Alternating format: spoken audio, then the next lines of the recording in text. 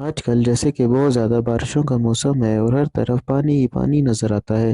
شدید بارشوں کی وجہ سے قبرستان کا حال بحال ہوتا دکھائی دیتا ہے۔ کچی قبروں کے پاس کٹے بن چکے ہیں جہاں پانی نے اپنا راستہ بنا لیا ہے اور انسانی جسم کے اعضاء واضح ہوتے نظر آتے ہیں۔ قبرستان کے ارد گرد کے رہائشی اپنی مدتاب کے تحت ان قبروں کو ٹھیک کرتے دکھائی دیتے نظر آ رہے ہیں۔ علاقہ مکینوں کا کہنا تھا کہ ہم تو اپنے پیاروں کی قبروں کو ٹھیک کر رہے ہیں، لیکن یہاں بہت سی ایسی لوارث قبریں ہیں جن کا خیال رکھنے والا کوئی نظر نہیں آتا۔ لاشیں بھی نظر آ رہی ہے، کوئی بھی نہیں ہے اس کو مٹی ڈالنے والا، کوئی آئے گا اس کا کوئی ہے نہیں ہے، مجھے ہم لوگ کو بتا دو، ہم لوگ مٹی ڈلوا دیں گے۔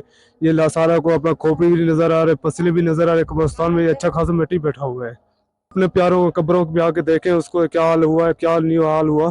آ کے اپنی جگہ پہ دیکھیں سارے قبریں نیچے گر گئی، کفن سامنے نظر آ رہا ہے، سر بھی نظر آ رہا ہے، اس کو آ کے مہربانی کرے مٹی ڈلوائے۔ ادھر مٹی ڈال دو، سارے کفن چیزیں نکلے ہوئے، اگر کسی کا قبر ہے ادھر آ جاوے دیکھ لے، مہربانی کر کے آ جاوے، پورا قبر ڈوبا ہوا ہے۔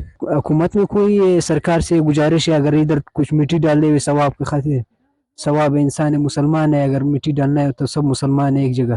نقصان تو بہت ہوا ہے، یہ کڈے مڈے کچھ قبریں ڈوبا ہوا ہے، کسی کا لاش نکلا ہوا ہے، کسی کا ہڈی کھوپڑی نکلا ہوا ہے۔ لوگوں نے اپیل کرتے ہوئے کہا کہ انسانیت کے ناطے ہی صحیح لوگ اپنے پیاروں کی قبروں پہ ان بارشوں میں ضرور چکر لگائیں۔ گورکن کا کہنا تھا کہ بارشوں کی تباہی نے قبرستان بھی تباہ کر دیا ہے، بہت سی ایسی قبریں ہیں جن کا نام و نشان ہی ختم ہو گیا ہے۔ سارے ٹوٹا تھا، سارے تباہ و برباد گئے، بہت بارش بہت زیادہ تھا، ادھر سے قبروں میں زیادہ بارش قبروں میں ٹوٹا تھا۔